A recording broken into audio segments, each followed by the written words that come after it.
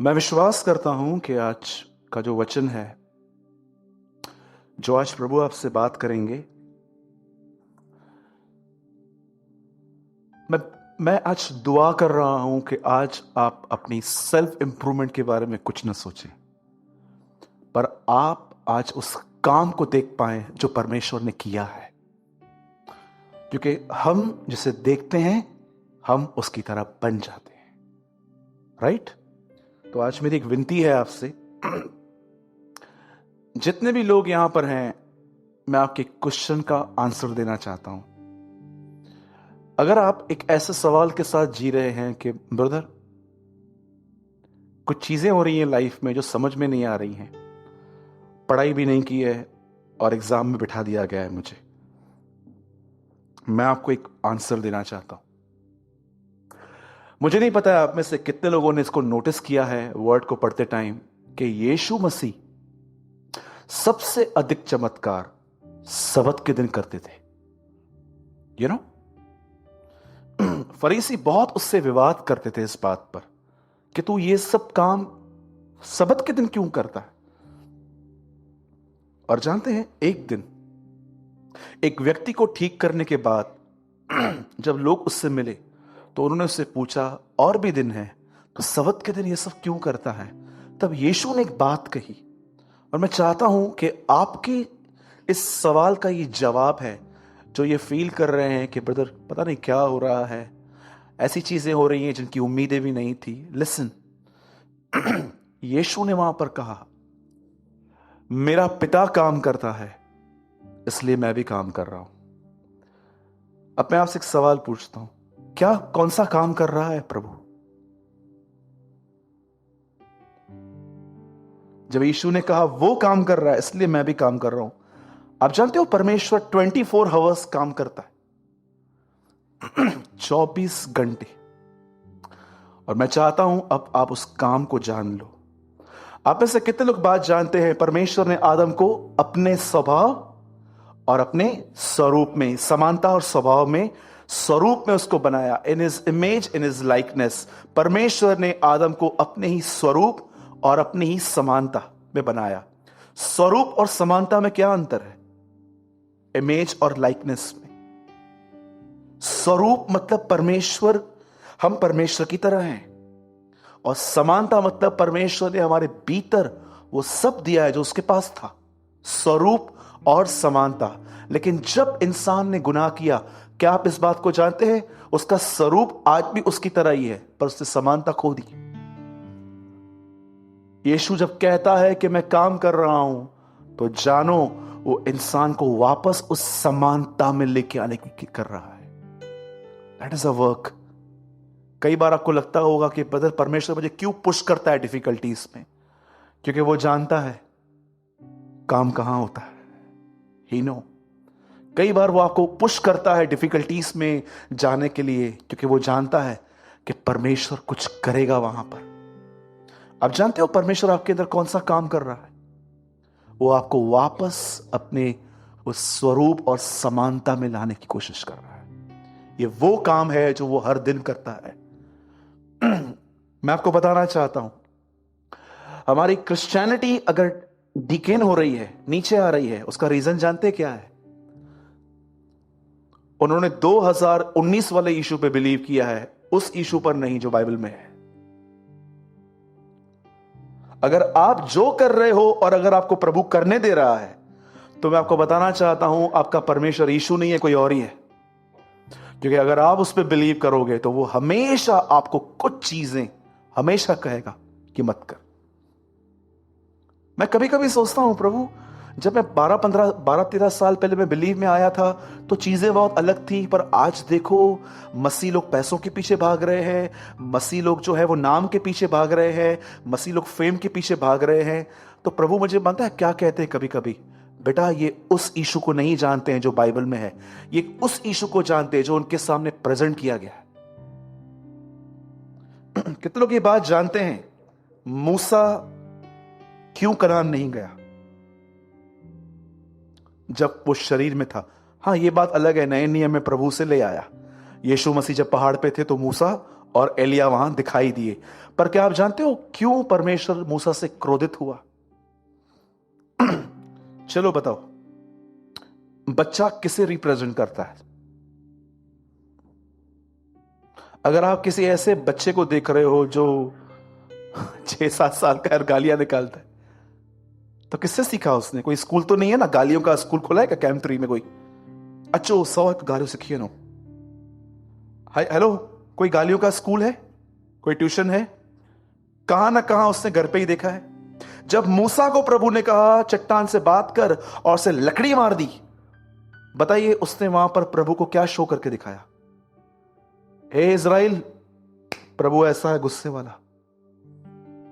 तब परमेश्वर ने कहा तूने मेरे नाम को अपवित्र ठहराया है, तूने मुझे गलत तरीके से प्रेजेंट किया है मोसेस। मैं दयालु परमेश्वर हूं और तूने ऐसा दिखाया कि मैं गुस्से वाला हूं, अब तू कनान नहीं जाएगा। जितने भी लोग यहां पर हैं जो लोगों को काउंसलिंग देते हैं, जितने भी लोग यहां पर हैं जो थोड़ा बहुत प्रचार करते हैं, एक वार्निंग है आप लोगों के लिए। आप प्रेजेंट करते हो उसको, इसलिए ठीक से प्रेजेंट करना जैसा वो है। अदरवाइज आपकी कुछ गलत चीजें किसी को गलत मंजिल पे ले जा सकती हैं। क्या कहता है प्रभु से? कितने लोगों ने पढ़ा है याकूब में, मनुष्य का क्रोध परमेश्वर के धर्म को निर्वाह नहीं करता। अगर तू गुस्से में है, आपको पता है जो गुस्सा करते हैं बार बार, वो किसको प्रेजेंट करते हैं? कि परमेश्वर भी ऐसा है, वो मुझ पे गुस्सा करता है इसलिए मैं आप पे गुस्सा करता हूं। लेकिन यीशु मसीह को देखो, क्या वो ऐसा था? मुझे एक जगह बताओ जहां पर यीशु ने अपना टेम्पर खोया। 2 चीजें छोड़ दो जो मंदिर में हुआ था, वो उसको छोड़ दो। मुझे एक चीज है बताओ जहां पर यीशु को किसने कुछ कहा और यीशु ने उसको सुना दिया। कोई आपको पेटू कहे तो आपके मुंह पे एक शब्द तो जरूर आएगा, चाहे आप दबा दो, और वो शब्द आप सब जानते हो, तेरे बाप का खाता हूं क्या? लेकिन यीशु ने ऐसा नहीं कहा। ये बहुत हमारे ऊपर एक बहुत बड़ी जिम्मेदारी है कि हम परमेश्वर को किस तरह प्रकट करते हैं।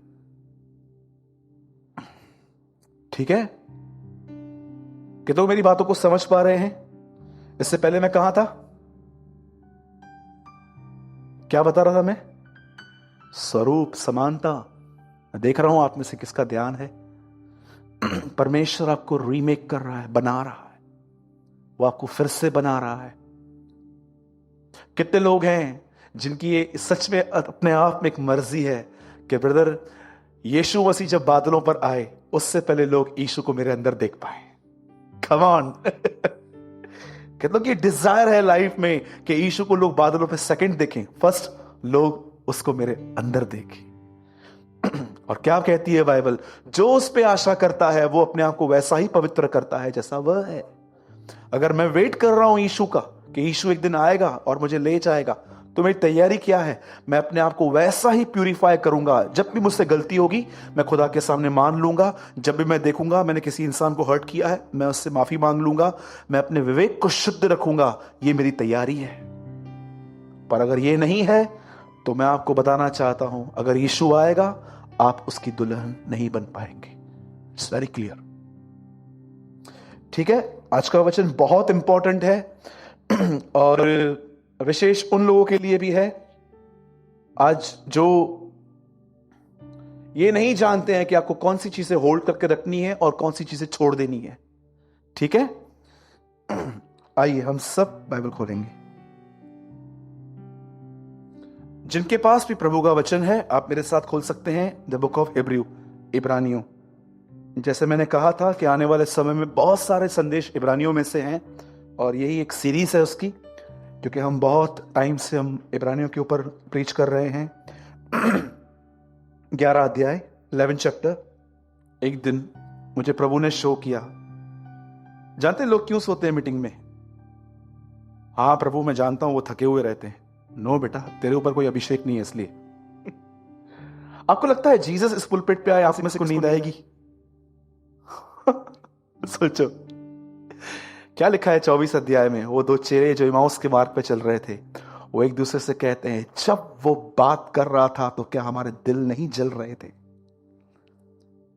हार्ट बर्न होता है जब यीशु बात करता है। तो तो मैं कभी भी आप पे ब्लेम नहीं करूंगा कि आप सोए क्यों हैं, क्योंकि मुझे लगता है कि शायद प्रचारक के ऊपर अभिषेक नहीं होता है, इसलिए लोग एक भाई से मैंने पूछा, ब्रदर आप सारा दिन काम करते हो, आपको आराम कब मिलता है? बोलता है मिलता है ना। बोलता है कभी मिलता है कलीसिया में। बोलता है जब मीटिंग चलती है मैं सो जाता हूं। और याद रखिएगा, अभिषेक कोई कबूतर नहीं है कि वो खुद ही आपके ऊपर जैसे यर्दन पे यीशु के पास आया था आएगा। नो, उसे ढूंढना पड़ेगा, तब वो प्रॉपर प्लेस पे आएगा। 11:19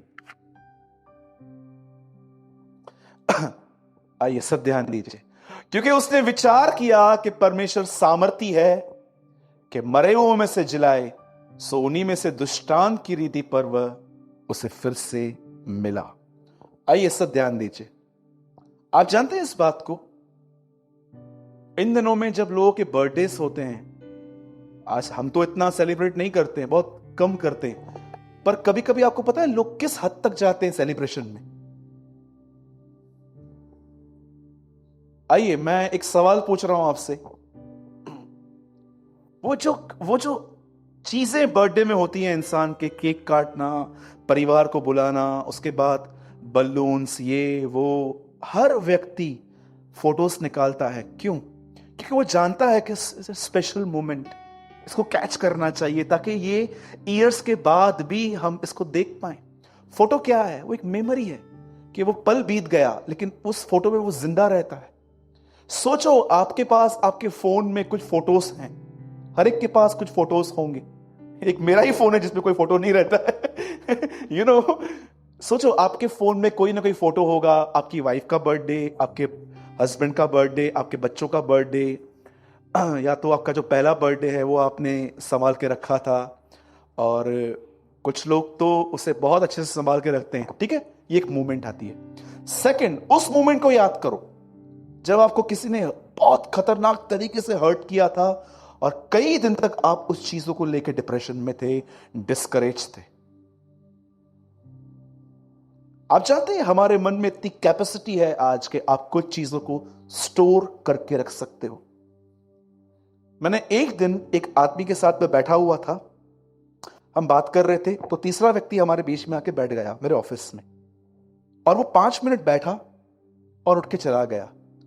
तो मुझे पता था वो किसी काम से आया था मेरे ऑफिस में, पर वो काम बता के भी नहीं गया, ऐसे ही चला गया। तो बाद में मैंने कॉल उसको रिंग की, मैंने कहा ब्रदर आप ऐसे ही चले गए? बोला हाँ मेरे को मजा नहीं आ रहा था। जानते हो इशू क्या था? हम एक ऐसे भाई के बारे में बात कर रहे थे, अच्छी बातें कर रहे थे, जो उसको पसंद नहीं था, और वो ये उसे अनकंफर्ट कर रहा था अंदर से कि नहीं यार। आप देखो कभी कभी परमेश्वर आपकी गंदगी दिखाने के लिए कभी कभी आपको ऐसी प्लेसेस पे लेके जाता है कि ये शो कर दे कि आपके हार्ट में क्या है, क्योंकि बाइबल बताती है जो इंसान मन में रखता है वही उसके मुंह पे आता है। अब देखो आपके अंदर भी कोई तो अनुभव जिंदा होगा आज तक, पास्ट का या तो कुछ दिन पहले, कोई ना कोई चीज है जो आपके अंदर है और जो चीज आपको चला रही है। पर मैं आज आपको बाइबल में से एक व्यक्ति से मिलवाता हूं। आप जरा देखो इस आदमी ने अपने हार्ट में क्या रखा था और इस चीज ने उसे कितना मजबूत कर दिया था भविष्य के प्रति। ठीक है, अब ध्यान दीजिए सब, यहां पर देखिए, कई अपने बाजू वाले से वचन सुनने के लिए तैयार हो जाओ। यस, अब ध्यान दीजिए, बाइबल ऐसा बताती है। बताइए नए नियम का पहला वचन क्या है? आदि में वचन, ये यूहन्ना का पहला है। आइए आणो दुका आणो, कोई ना कोई तो निकल ही जाएगा। भाई मैं बहुत सिंपल क्वेश्चन पूछ रहा हूं, नए नियम का पहला वचन क्या है? इब्राहिम की संतान, पकड़ लगा।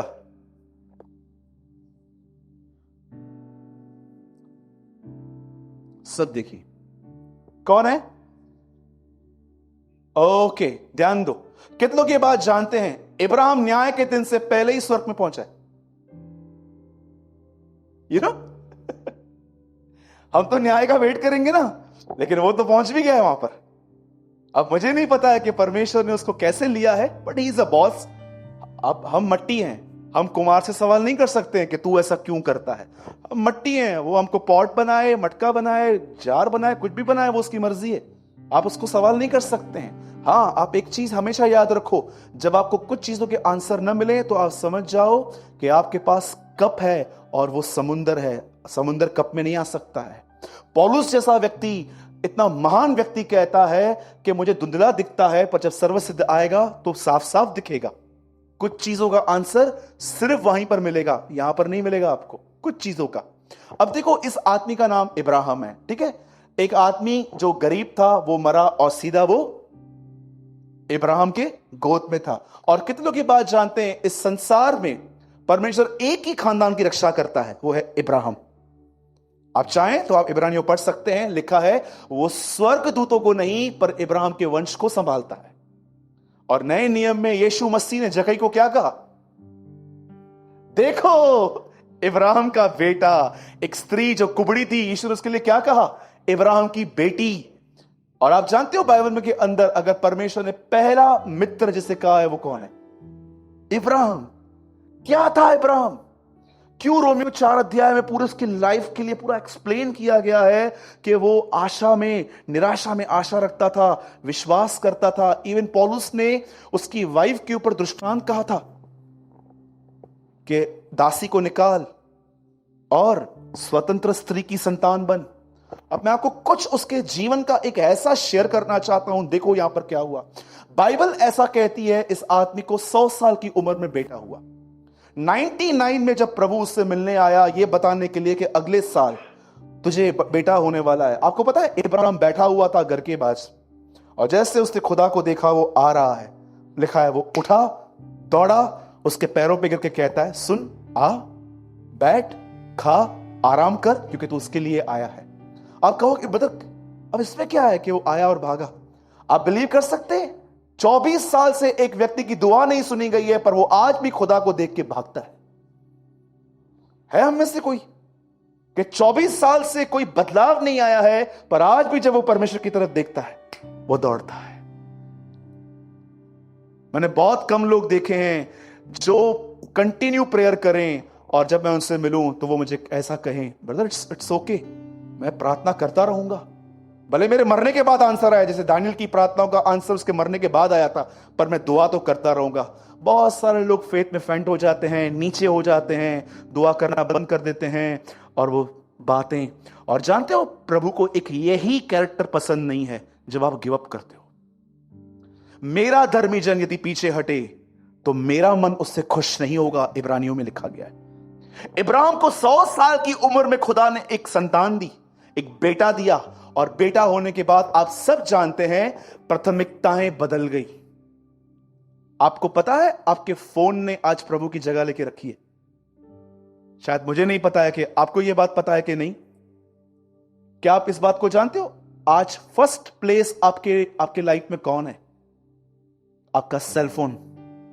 आप बिलीव करो या नहीं, आप अगर सुबह उठ के पहले दुआ नहीं करते हो पर आप ये चेक करते हो कि फोन कहां है, क्या है, तो मैं आपको बताना चाहता हूं किसी और ने आपकी जगह लेके रखी है।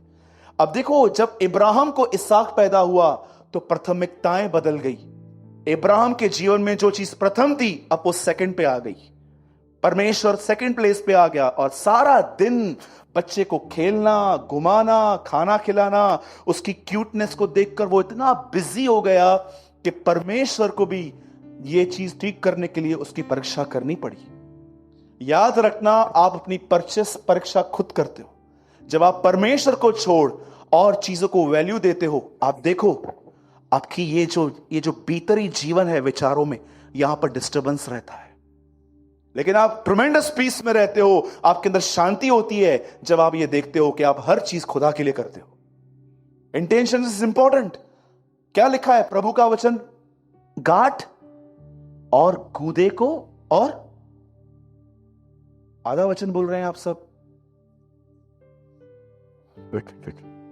खोल तो 4:12। देखो प्रभु का वचन कहां काम करता है।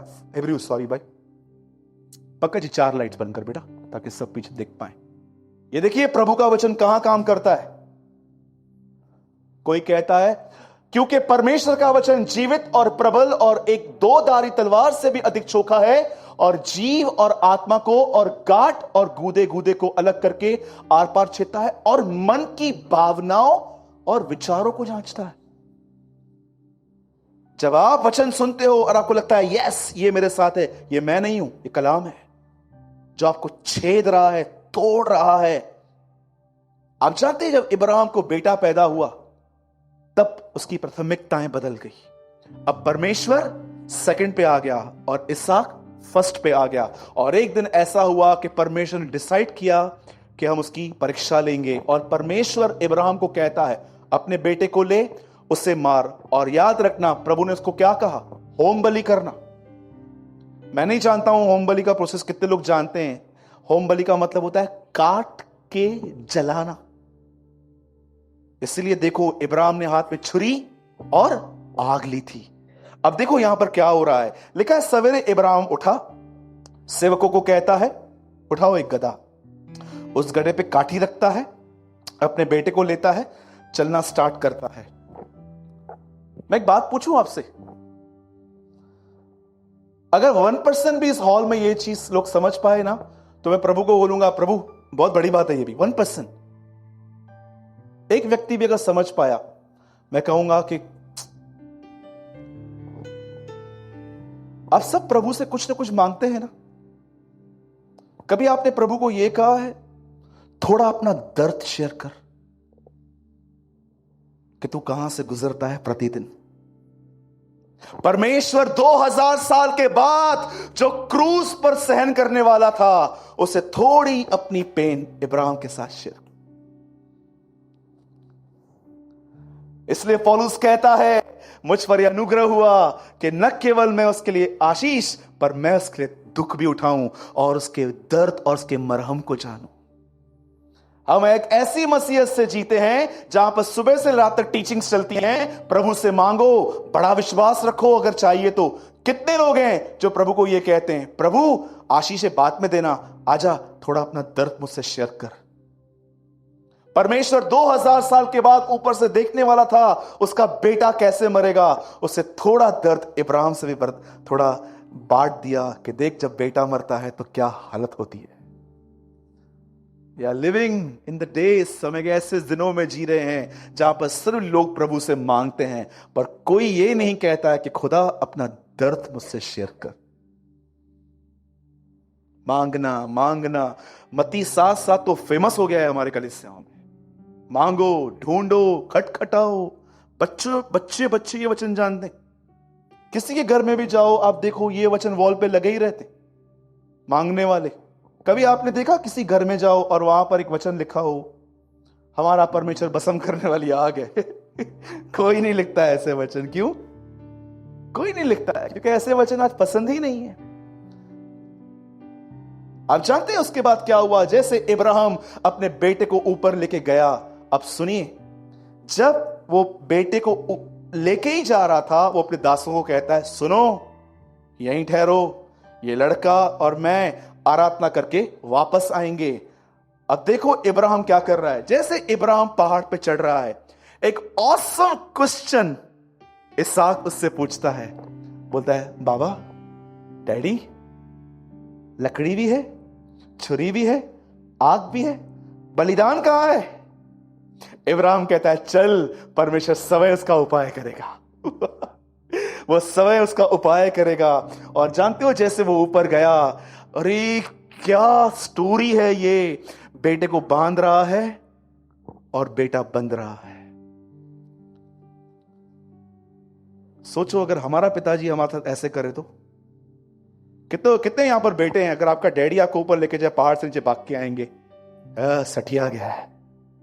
बोलिए बोलिए, कितने लोग बोलेंगे अरे चाहती हो तो पापा में दुष्ट आत्मा आची भैया।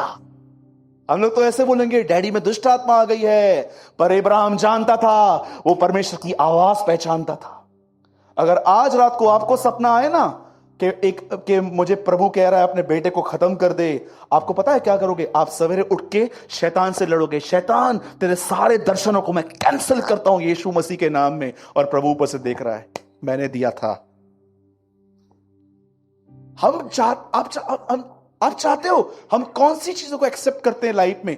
जो चीजें हमारे हिसाब से, लेकिन जो भी हमारी तरफ से नहीं है वो खुदा की तरफ से कभी नहीं होता है। हम ऐसे सोचते हैं। आप सोचो इब्राहिम समझा कैसे होगा, कितनी ट्रमेंडस, क्या संबंध है उसका प्रभु के साथ कि वो एक एक चीज समझ पा रहा है। उसको प्रभु कहता है इब्राहिम इब्राहिम। जानते हो क्या कहता है? हां मैं यहां हूं। क्या अवेलेबल है वो प्रभु के लिए। इधर लोग 10 मिनट की दुआ के लिए अवेलेबल नहीं है। खुदा सुबह से 3 बार उनको बोलता है दुआ कर दुआ कर दुआ कर, वो बोलते हैं वेट वेट वेट। मनुष्य 2 बार कहता है और इंसान 1 बार भी उस पर चित्त नहीं लगाता। अय्यूब में लिखा गया है। कभी आपने प्रभु की हैबिट देखी है पुराने नियम में? मूसा हे मूसा, सैम्यूल हे सैम्यूल। ये कौन बोलता था पुराने नियम में? यहोवा परमेश्वर। एक दिन यहोवा परमेश्वर यीशु मसीह के शरीर में हमारे बीच में आया और मार्था को बोलता है मार्था हे मार्था। हैबिट सेम है, सेम आदत है उसकी आज भी। आज भी 2 बार ही पुकारता है। कितने लोग हैं यहां पर सच बताओ? चेतन ओ चेतन, 4 बजे से सोया है मैं, अभी क्या उठूं 7 बजे? सोने दे, 9 बजे के बाद आना। सो जाते हैं। यहां पर बहुत सारे लोग बैठे हैं, आपको नींद से इतना प्यार है, इतना प्यार है कि पूछो मत। आपकी सेटिंग हो गई है, 8 घंटे नींद नहीं मिली ना तो मुझे सर में दर्द पड़ेगा। मैं आपको बताना चाहता हूं, मैं 5 या 6 घंटे सोता हूं। Trust me. मुझे पता है कि मुझे प्रेयर अगर सुबह में नहीं हुई तो मैं वैसे नहीं कर पाऊंगा जैसे दोपहर में, जैसे सवेरे की जाती है। आप जानते हो जब इब्राहिम ऊपर गया और जब वो अपने बेटे को मारने ही वाला था, प्रभु ऊपर से कहता है डोंट टच हिम, ऐसे छूना मत। उसके बाद प्रभु उसको कहता है अब मैं निश्चय जान गया हूं कि तू मेरा भय मानता है। उसके बाद लिखा गया है पीछे झाड़ी में एक मेढ़ा था, वहां पर उसके सींग जो थे ना वो एक जगह पे फंसे हुए थे और उसने उसको बलिदान किया। अब मैं आपसे एक सवाल पूछता हूं, एक आदमी इतने बड़े बलिदान के लिए तैयार कैसे हुआ? जानते हो क्यों तैयार हुआ? पंकज पहले वाला वचन लगा। इस वजह से क्योंकि उसने विचार किया कि परमेश्वर सामर्थी है कि मरे हुओं में से जिलाए, सो उन्हीं में से दृष्टांत की रीति पर वह उसे फिर मिल गया। अब मैं आपसे पूछना चाहता हूं उससे यह प्रकाशन कैसे मिला? कि गॉड इज अ माइटी। आपको पता है जब इब्राहिम अपने बेटे को बलिदान करने जा रहा था, पूरे पहाड़ पर चढ़ते चढ़ते उसे एक ही विचार था, एक ही विचार कि जब मैं 100 साल का था, सारा 90 की थी, तब मुझे परमेश्वर ने दिया है। हम दे देते हैं क्योंकि वो इतना सामर्थी है कि यदि हम उसे मार दे तो उसे वो वापस जिला सकता है। यह ख्याल था उसके अंदर। इब्राहिम ने 25 साल पहले जो अनुभव पाया था उससे वो अनुभव अपने हृदय में रखा था। हम क्या रखते हैं? सिर्फ बर्थडे मेमोरीज, हेट्रेट, किसी ने बुरा चला, कहां पर पार्टी हुई, कहां शाटी हुई, कभी ये हुआ। मैंने लोगों को देखा है इतना अननेसेसरी स्टफ वो अपने अंदर रखते हैं। पर कितने लोग हैं इब्राहिम की तरह इन अनुभवों को रखते हैं कि एक समय था जब मेरी वाइफ के पास कंसीव करने की शक्ति नहीं थी, मेरा बदन बूढ़ा हो गया था, उस 100 साल की उम्र ने परमेश्वर ने मुझे बेटा दिया था, और आज वही परमेश्वर अगर मुझसे मांगता है तो मैं दे दूंगा क्योंकि उसके पास ताकत है मुर्दों में से जिंदा करने की। हमने सब अच्छी अच्छी बातें छोड़ दी हैं और कचरा भर के रखा है अपने अंदर, और वही आपको लीड कर रहा है। मैं नहीं जानता हूं आप में से कितने लोग इस वचन को इंग्लिश में जानते हैं। अब आप खोलिए मत, सिर्फ पंकज भाई खोल रहे हैं और देखिए नीति वचन 4:23। मैं आपको पहले हिंदी में बताता हूं, आप इंग्लिश में खोलो। सबसे अधिक अपने मन की रक्षा कर क्योंकि जीवन का मूल सूत्र वही है। नहीं समझ में आता है हिंदी में, इंग्लिश में पढ़िए। ERV, ये देखिए क्या लिखा है, 4:23 प्रोवर्ब्स, नीति वचन। Above all, be careful what you think, because your thoughts control your life. आज आप जो सोच रहे हो वो आपको कंट्रोल करेगा। क्या लिखा है? मतलब वापस उस वचन में जाइए।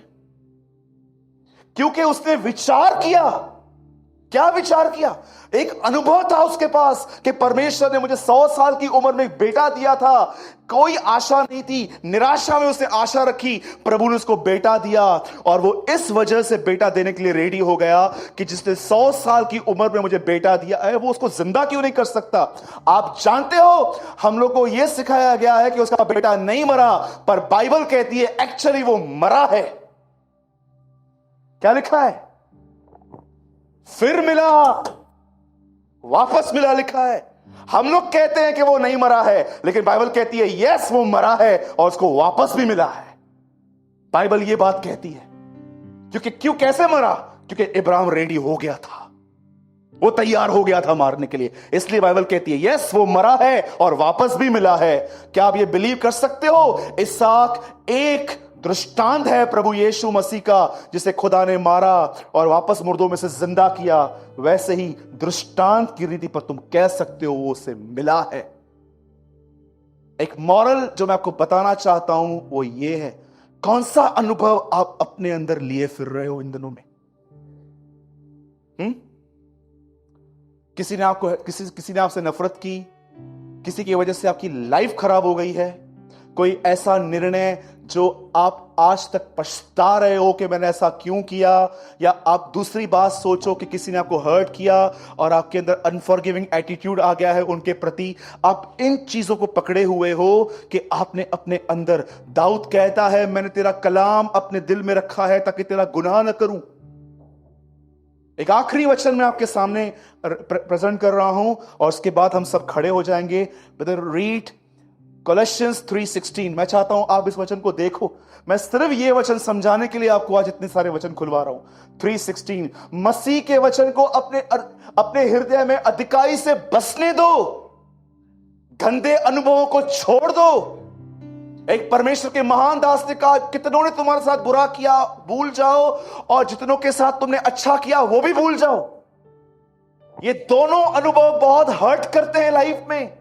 किसी ने आपको कुछ बोला, किसी ने आपसे कुछ लिया और वापस नहीं किया, किसी ने आपको कुछ क्या कहा, किसी ने आपको बैकबाइट किया। जब आपके सामने ये बातें आए ना, मरे हुए हो जाओ उस समय। एक दिन मेरे ऑफिस में कॉल आया, मैंने उठाया तो एक आदमी मुझे बता रहा था दूसरे आदमी के लिए कि ब्रदर ये आपके लिए बहुत कुछ बोलता रहता है, आप बिलीव कीजिए। मैंने उसको बोला मैं तेरी बात में कॉल करता हूं। मैंने रख दिया। 2 मिनट तक मेरा मन चल रहा था, यार गलती भी नहीं की, ऐसे ही कर रहे हैं। और 2 मिनट के बाद मुझे प्रभु ने कहा तू मरा हुआ है? मैंने कहा हाँ प्रभु। मरे हुए आदमी में कुछ नहीं होता है। तो मसीह के साथ मर गए। इस हॉल के बाहर आप बाहर जाओ, किसी को बोलो यीशु मसीह आपके लिए मरा है। कौन यीशु? कौन यीशु? ऐसे बोलेंगे। हॉल के बाहर लोगों को यह नहीं पता है कि कोई उनके लिए मरा है। और जानते हो इस हॉल के अंदर बहुतों को यह नहीं पता है कि जब यीशु मरा तो वो भी मरे।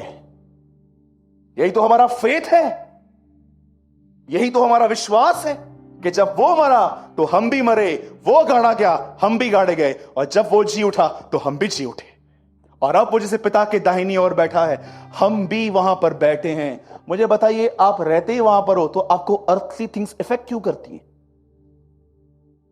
मेरे भाइयों और बहनों, नए नियम के फेथ में आओ। सिर्फ ये फेथ मत रखो कि मांगो मिलेगा, मांगो मिलेगा। ये भी फेथ रखो कि मुझे खुदा ने अपने साथ मारा है और अपने साथ जिलाया भी है।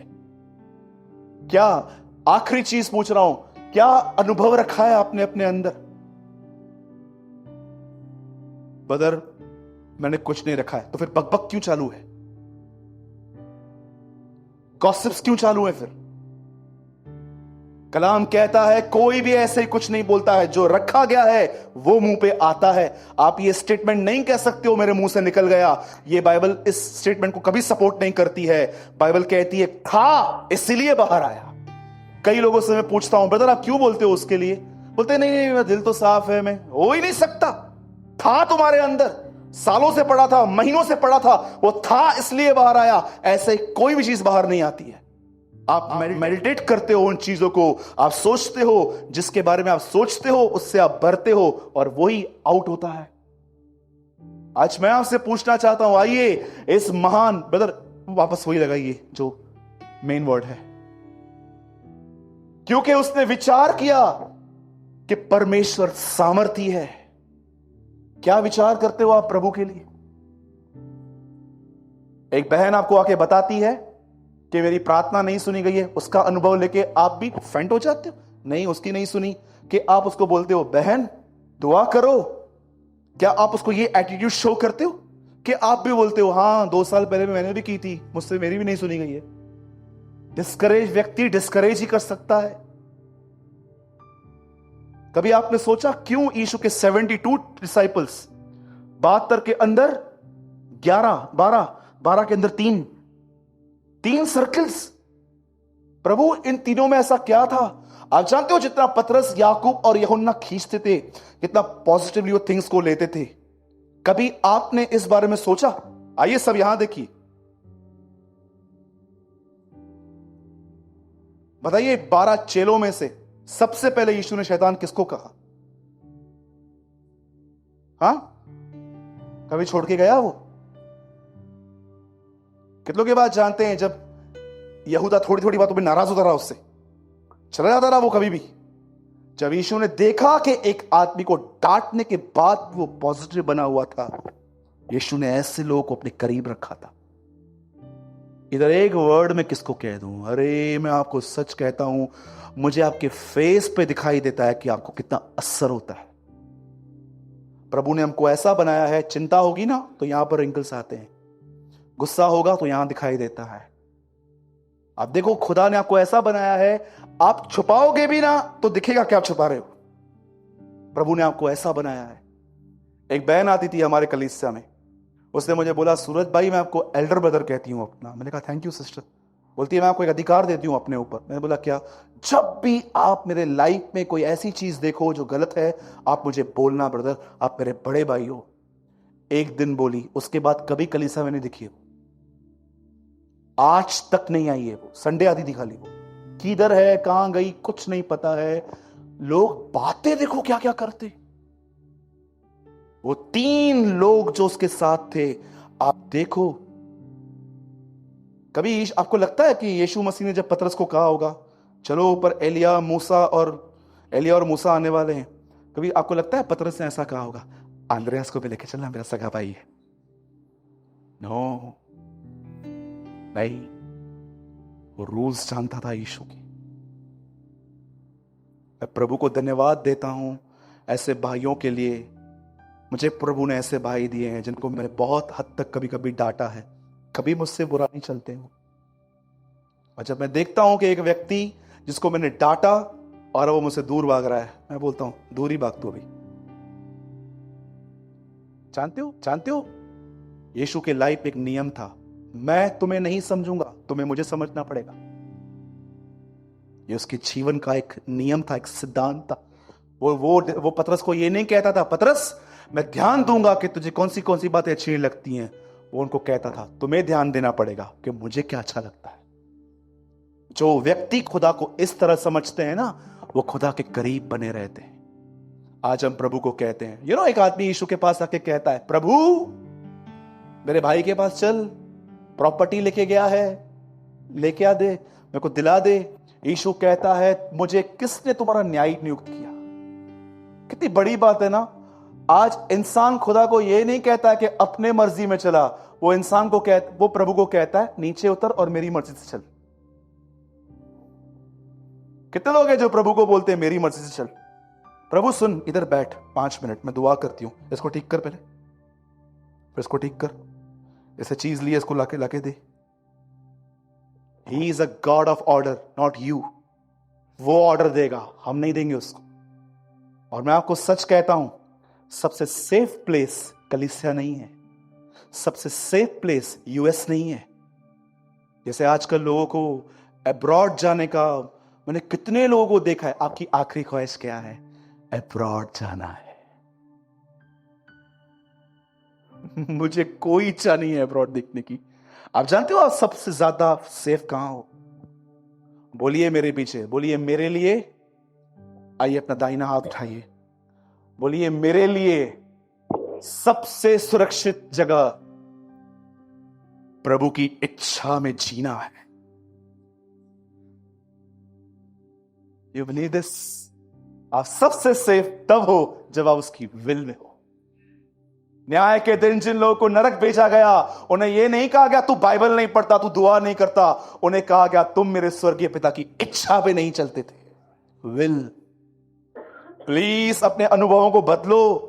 अगर आपको प्रभु आज ऐसा दिखा रहा है कि कुछ गलत आपने होल्ड करके रखा है, उनको छोड़ो और इब्राहिम की तरह यह विश्वास रखो कि परमेश्वर सामर्थी है और वो हर चीज में से आपके लिए भलाई लेकर आएगा। आमीन। लाल समुद्र आया है तो आने दो, कोई इशू नहीं है। एक प्रभु के महान जन ने कहा, ये तो मूसा था जिसने कहा समुद्र को दो भाग करके चलो। उन्होंने बोला अच्छा हुआ यीशु नहीं था, नहीं तो बोलता पानी पे ही चलो चलो। यीशु दो भाग नहीं करता, यीशु बोलता चलो पानी पे ही चलो, देखता हूं कौन रोकता है, मैं इसका परमेश्वर हूं। आमीन। बोलिए प्रभु सामर्थी है, वो उपाय करेगा, वो सब कुछ पूरा करेगा। आमीन।